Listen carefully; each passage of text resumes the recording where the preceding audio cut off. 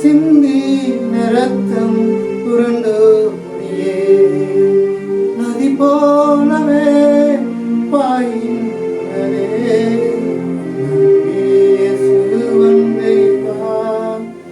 நம்பியே சுவன்னை சிலுவை சுமந்த உருவம்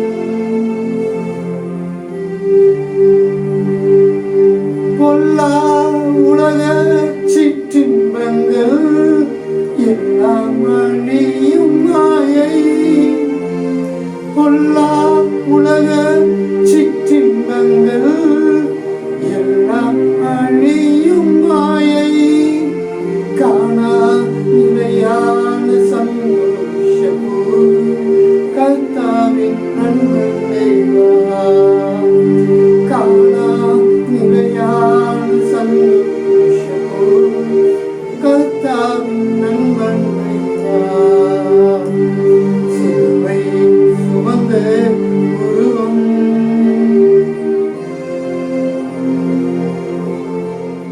ஆண்டவராகிய இயேசு கிறிஸ்துவின் நாமத்தினாலே உங்கள் அனைவருக்கும் நாங்கள் வாழ்த்துதல்களை சொல்லிக் கொள்ள விரும்புகிறோம்.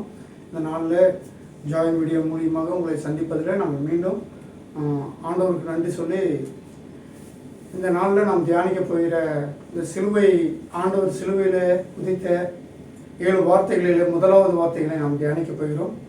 லூக்கா எழுதுகிற சுவிசேஷ புத்தகம், பரிசுத்த சுவிசேஷ புத்தகத்தில் 23ஆம் அதிகாரத்தில் 34வது வார்த்தையிலே ஆண்டவராகிய இயேசு கிறிஸ்து இப்படி சொல்லுகிறார்: பிதாவே, இவர்களுக்கு மன்னியும், தாங்கள் செய்கிறது இன்னதென்று அறியாது இருக்கிறார்களே என்றார். ஆண்டவர் சிலுவையில் வைத்த முதலாவது வார்த்தையை நான் தியானிப்பதற்கு முன்பதாக இயேசு சிலுவையில் அடிக்கப்பட்ட சிலுவைக்கு முன்பாக நடந்த சில சம்பவங்களை நாம் நினைவு கூர்ந்து பார்க்க வேண்டும். இந்த சிலுவையில் ஆண்டவராகிய இயேசு முதலாவது வார்த்தையில் ஜெபத்தை பற்றியும் பரிந்து பேசுதலை குறித்தும் அநேக காரியங்களை அவர் சொல்லியிருக்கிறார். ஒவ்வொருவருக்கும் ஒரு ஜெபஜீவியம் உண்டு. ஒருவர் காலையில் எழுந்தோடனே ஜெயிப்பாங்க. ஒவ்வொருத்தர் பார்த்தீங்கன்னா வேலைக்கு போகும்போது காலண்டரை மட்டும் பார்த்துட்டு ஜெபம் பண்ணிட்டு போவாங்க. ஒவ்வொருத்தர் பார்த்தீங்கன்னா பாக்கெட்டில் வச்சுட்டு ஜெபம் பண்ணுவாங்க. இப்படி ஒவ்வொருத்தருக்கும் வேத வாசிப்பிலும் ஜெபத்திலும் ஒருத்தர் 1 மணி நேரம் ஜெபம் பண்ணுவாங்க, ஒருத்தர் 2 நிமிடங்கள் 3 நிமிடங்கள் ஜெபம் பண்ணுவாங்க. ஆனால் ஆண்டவருடைய வாழ்க்கையே முழுவதுமாய் ஜெபமாய் இருந்தது.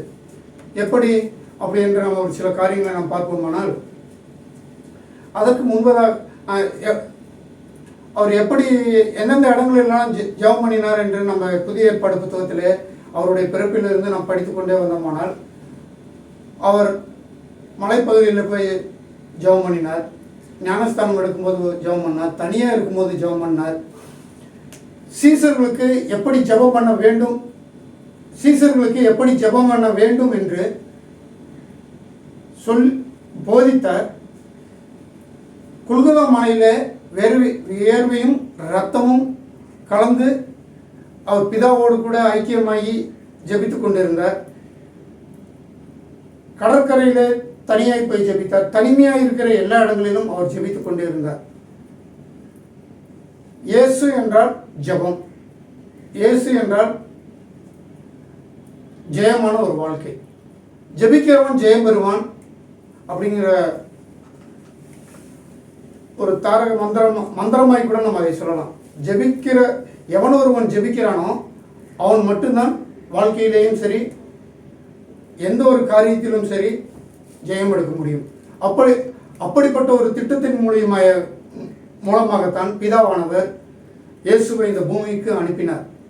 ஒரு ஜெபிக்கிறவராய் பரிசுத்த ஆவியினாலே தரிப்பிக்கப்பட்டு இந்த உலகத்திற்கு வந்து ஜெபத்திலே பிதாவினுடைய சித்தத்தை செய்யும்படியாக பிதாவோடு ஐக்கியம் கொண்டவராய் இயேசு கிறிஸ்து இந்த உலகத்தில் இருந்தார். சரி, இயேசு எல்லா இடங்களிலும் எப்பொழுதும் ஜெபத்திலே இருந்தார் என்று நாம் பார்த்தோம். அடுத்ததாக ஒரு சம்பவத்திற்கு நாம் கடந்து செல்கிறோம்.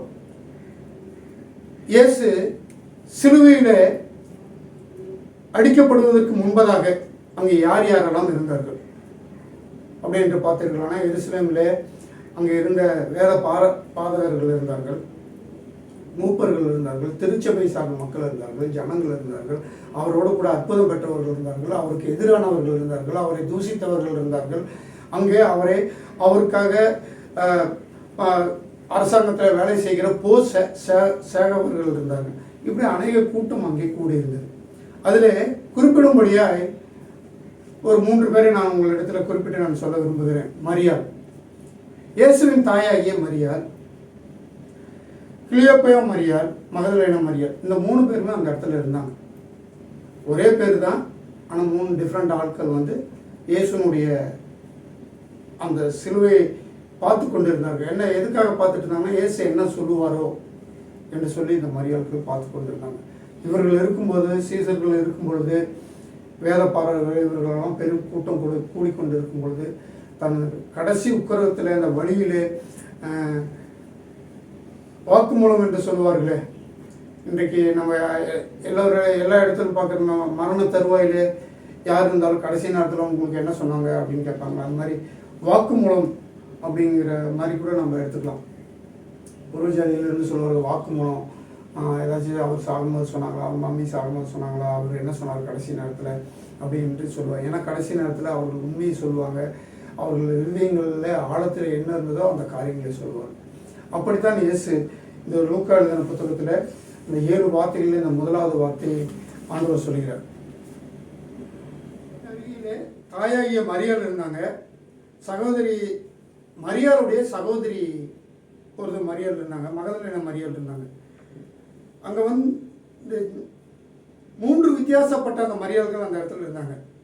சிலுவைக்கு பக்கத்தில் நின்றுட்டு இருந்தாங்க. என்ன நடக்கிறது அப்படின்னு தேம்பி அவங்க 3 பேருமே அழுதுட்டு, அவங்க மாத்திரம் இல்லை, ஆண்டவரோடு கூட சிலுவை அற்புதங்களை பெற்றுக்கொண்டவர்கள், ஆண்டவர் மூலியமாய் நன்மைகளை பெற்றுக்கொண்டவர்கள்லாம் என்ன பண்ணிட்டு இருந்தாங்க, தேம்பி அழுது கொண்டு இருந்தாங்க. பார்த்துக்கிட்டு இருந்தாங்க, சிலுவையை பார்த்துக்கிட்டு இருந்தாங்க.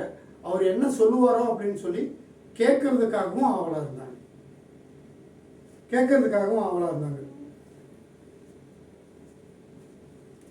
இப்போதான் இவங்க எல்லாம் கேட்கறதுக்காக ஆவலாக இருக்கும்போது தான் ஆண்டவர் ஒரு வார்த்தையை சொன்னார். பிதாவே இவர்களுக்கு மன்னியும் அப்படின்னு சொல்லிட்டு சிலுவையிலிருந்து ஆண்டவர் பேசினார். இன்னொன்று இந்த சிலுவையில் நம்ம முதலாவதாக நான் சொன்ன அந்த வார்த்தையின்படி ஜெபத்தை பற்றி நம்ம பார்க்கலாம். ரெண்டாவது பரிகாசம் பண்ணினாங்கள்ல, அங்கே இருக்கிறவங்க எல்லாம் பரிகாசம் பண்ணாங்கள்ல, அவர்களுக்காக பரிந்து பேசினார். ஜெபம் ஒன்று, பரிந்து பேசுதல் ஒன்று. இன்றைக்கு நம்ம முக்கியமாக பார்க்க போகிற ஒரு 2 விஷயம், இந்த பிதாவே இவர்களுக்கு மன்னியும், இவர்கள் செய்வது இன்னதென்று அறியாது இருக்கிறார்களே என்ற அந்த வார்த்தையில் 2 கருப்பொருட்களை நம்ம பார்க்க போகிறோம். 1 ஜெபம், 2 பரிந்து பேசுதல். ஜெபம் என்ன பண்ணினாரு அப்படின்னு நம்ம பார்த்தோம்னா, பிதாவே இவர்களுக்கு மன்னியும். யார் மன்னியும்? இவர்களுக்கு அப்படின்னு சொல்றாருல, யார் இவர்கள்? ஆண்டவராகிய இயேசு பிதாவின் இடத்துல இவர்களுக்கு மன்னியும் அப்படின்னு சொல்றாரு. இவர்கள் எல்லாம் யார் என்று நாம் பார்க்க போறோம். இவர்கள் வேதபாரர்கள். நம்ம முதலாவதாகவே நம்ம வாசிச்சோம். ஒரு திருச்சபையில, ஒரு இந்த நாட்டில, அந்த ஊரிலே, திருச்சபையிலே தேவனுக்காக நியமிக்கப்பட்டவர்கள் என்று வேதபாரகர்கள் இருந்தார், வேத சாஸ்திரிகள், வேத பாரகர்கள் இருந்தார்கள் அந்த திருச்சபையில்.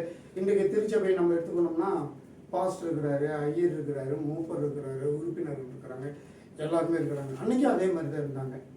அதுக்கு அடுத்தபடியாக கூடியிருந்த கூட்டத்தங்களை பார்த்திங்கன்னா, இந்த ராஜ்யத்தின் முதல் பகுதியில் இருந்த முதன்மையானவர்கள் அந்த ஏரோது, பிலாத்து, இவங்கெல்லாம் இருந்தாங்க. அதுக்கு அடுத்த ஒரு லைன் பார்த்திங்கன்னா, ஆண்டவருக்காக அடுத்தடுத்த ஒவ்வொரு இப்போ எல்லாம் இங்கெல்லாம் ஒரு அரசாங்க கூட்டங்கள் நடக்கிறது, ஏதாச்சும் சொல்லி பார்த்தீங்கன்னா முதல் லைனு, 2வது லைனு, 3வது லைனு, விஐபி ஏரியா அப்படின் மாதிரி போடுற மாதிரி முதல்ல இந்த வேத பாரர்கள்லாம் இருந்தாங்க. இவர்கள் தான் பார்த்து சொல்கிறாரு, பிதாவே இவர்களுக்கு மன்னியும். வேதத்தை தெரிஞ்சிருந்தாங்க. ஆண்டவரை குறித்து தானே அந்த வேதாகம இந்த ஆண்டவர் எழுதின அந்த புத்தகத்தில் இருந்த சத்தியங்கள் எல்லாம் அவர்களுக்கு தெரிந்திருந்தது. ஆனாலும் இவர்தான் என்று எல்லாம் தெரிந்திருந்தோம். ஆண்டவரை கொல்லும்படியாக, ஆண்டவரை எப்படியாச்சும் கொண்டுடணும்பா அப்படின்னு கங்கணம் கட்டிட்டு இருந்தாங்க. யாரும் இல்லை, தன் மதத்தை சார்ந்தவர்களே, தன்னோடு தன்னோடு கூட இருந்தவர்களே, தன்னோட அப்பம் விட்டவர்களே, தன்னோட கூடவே இருக்கிறார்களே, அவர்களெல்லாம் ஆண்டவரை சிலுவையில் அறைய வேண்டும் என்று சொல்லி எக்களித்துக் கொண்டிருந்தார்கள்.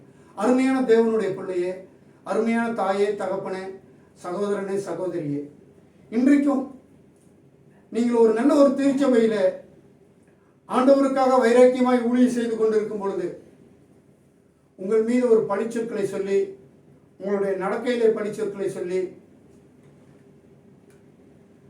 உங்களை துன்பப்படுத்துகிற பிள்ளைகள் வெளியிலிருந்து வரமாட்டார்கள். அந்த திருச்சபைகளுக்குள்ளே இருக்கலாம், ஒருவேளை போதகராய் கூட இருக்கலாம். உங்களோட ஊழியங்களில் நீங்கள் தலையெடுத்து விடக்கூடாது. இன்றைக்கு அநேக இடங்களில் நாம் பார்க்கிறோம், திருச்சபையில் நல்ல ஆவிக்குரிய பிள்ளைகளை, ஆண்டவருக்கு உண்மையாக இருக்கிற பிள்ளைகளை வெளியே தள்ளிவிடுகிறார்கள். அவர்களை பயன்படுத்துவதற்கு யாரும் இல்லை. குடும்பமாய் திருச்சபையை நிர்வகிப்பது போல ஒரு காலகட்டத்துக்கு நாம் கடந்து சென்று கொண்டு இருக்கிறோம். வேத புரட்டர்கள் அதிகமாக இருக்கிற இந்த உலகத்தில் நாம் வாழ்ந்து கொண்டு இருக்கிறோம். சத்தியத்தை திரித்து பேசுகிற திருடர்களுக்கு மத்தியில் நாம் வாழ்ந்து கொண்டு இருக்கிறோம். இவர்களுக்கு மத்தியில தான் இயேசு சிலுவையில தொங்கிக் கொண்டிருக்கிறார்.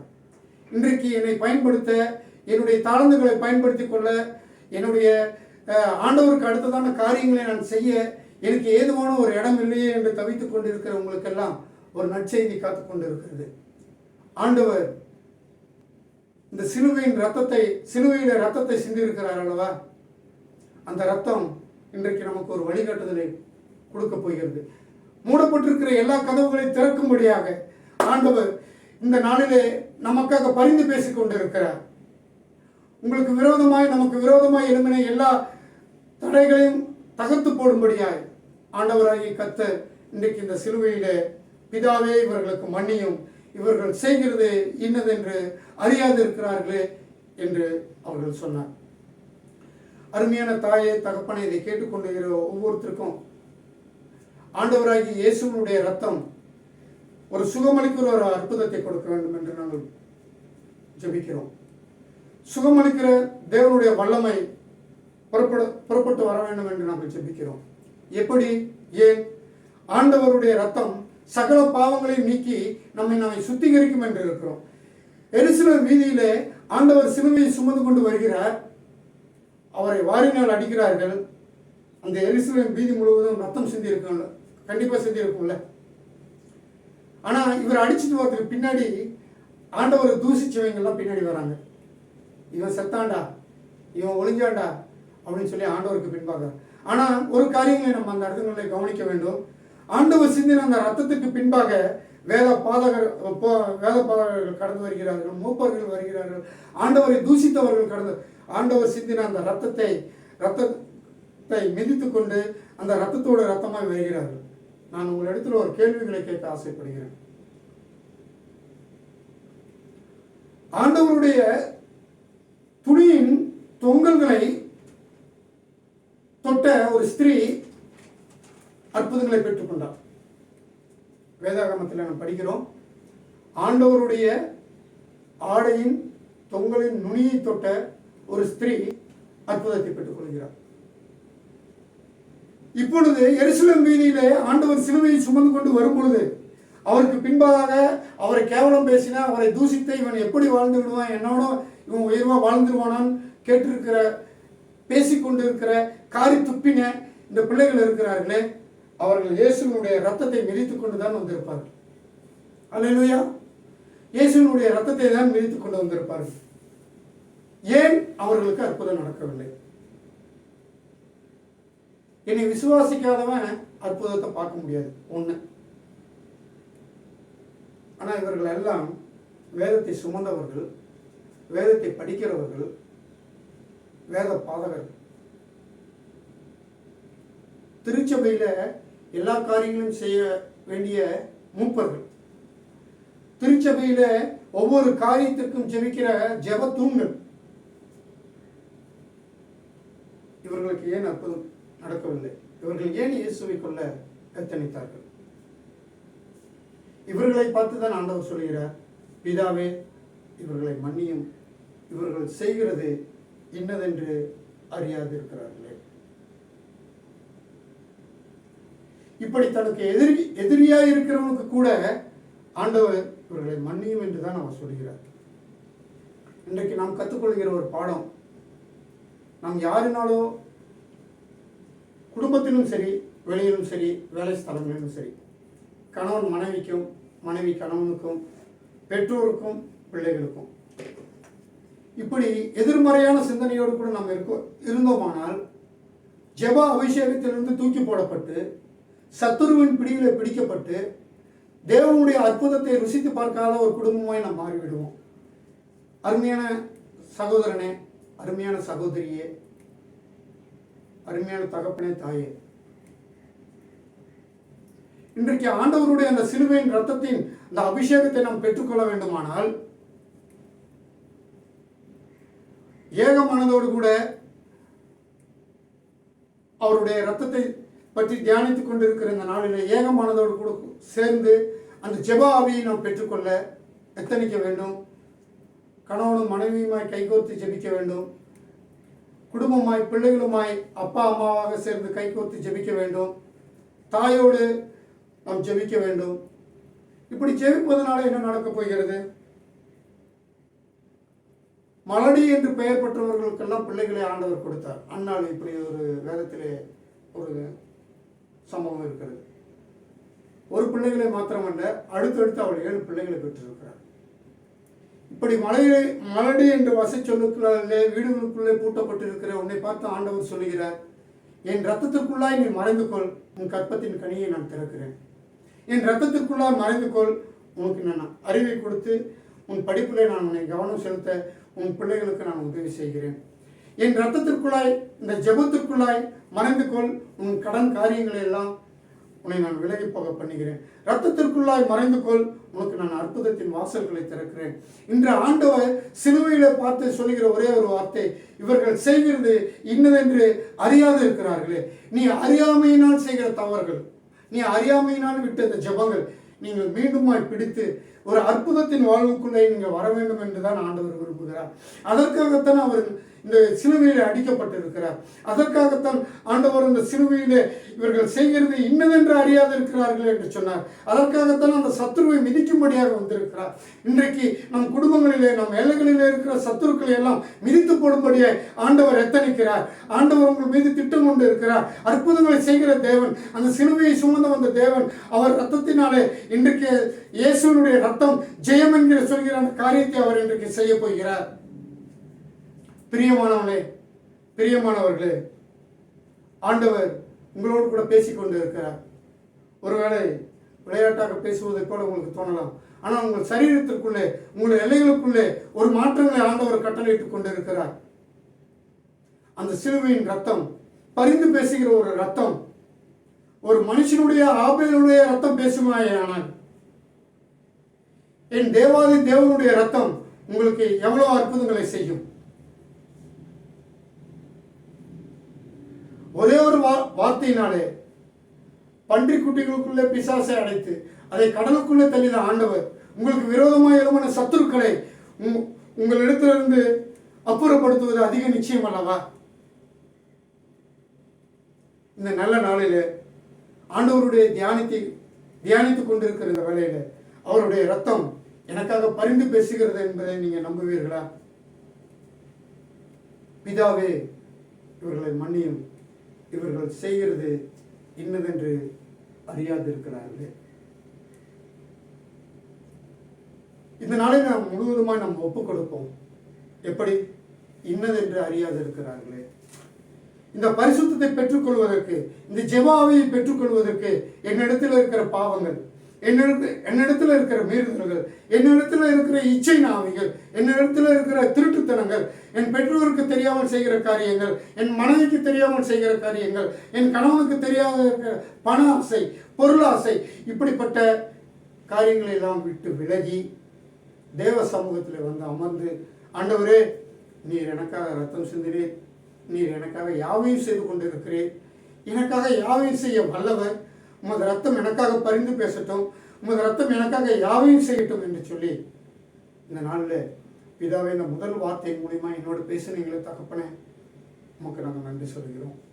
உமக்கு நாங்கள் நன்றி சொல்கிறோம். நன்றி சொல்கிறோம். எல்லோரும் நம் கண்களை மூடி மீண்டுமாய் ஒரு விஷய அவரிடத்துல நாம் அர்ப்பணித்து நாம் ஜெபிப்போம். ஆண்டவரே, இந்த நாளில் பிதாவே, இவர்கள் செய்கிறது இன்னதென்று அறியாது இருக்கிறார்களே, எங்களுக்கு நன்மை செய்யும்படியாக வந்த தேவனிடத்தில் நாங்கள் அற்புதங்களை பெற்றுக்கொள்ளும்படியாக ஆண்டவரே, அந்த வேதபாரகரைப் போல, மூப்பர்களைப் போல, திருச்சபையில் இருந்த அன்றைய காலகட்டத்தில் இருந்தவர்களைப் போல இல்லாமல் தேவாலயத்தில் இந்த பலிபீடத்தோடு நான் ஒன்றி போகிறவனாய் என்னை மாற்றும் ஆண்டவரே. உமது அபிஷேகங்களையும் ஜெப ஆவியையும் பெற்று இந்த தேசத்திற்காகவும் இந்த உலகத்திற்காகவும் ஆண்டவரே இந்த ராஜ்யத்திற்காகவும் ஜெபிக்கிறவனாய் என்னை மாற்றும். திக்கற்றவர்களுக்கும் பரதேசிகளுக்கும் கர்த்தர் துணை என்று இருக்கிறதே, அப்படிப்பட்ட துணையா நீர் எங்களிடத்துல வாருங்கப்பா. எனக்குள்ளே ஒரு ஜெப ஆவியை கொடுங்க, என் வீட்டுக்குள்ளாய் ஒரு ஜெப ஆவியை போடுங்க. யாக்கோப் எனும் ஆண்டவரே, அந்த ஆண்டவரே ஜெப ஆவியை உங்கள் பலிபீடத்தை எங்களுடைய வீட்டில் கொண்டு வந்து நாங்கள் வைக்கிறோம். கர்த்தர் பொறுப்பெடுத்துக் கொள்ளுங்க, வழி நடத்துங்க.